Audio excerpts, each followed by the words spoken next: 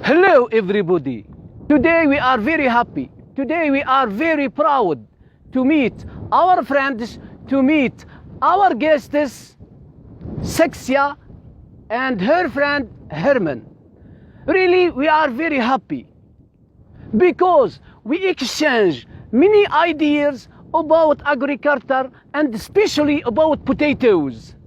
As we know that Algeria has many regions in growing potatoes, and here in the southeast of Algeria we have a special soil and we have a special grayness.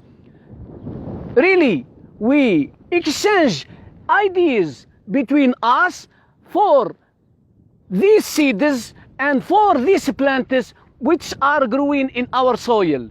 So we thank them for their efforts, we thank them for their hard work, and we thank them for their polite dealing with us. So we wish that they will reach their goal and they will improve our seeds which we import them from the Netherlands, Holland. Thank you very much, and we are ready for your visit at any time and anywhere. Thank you.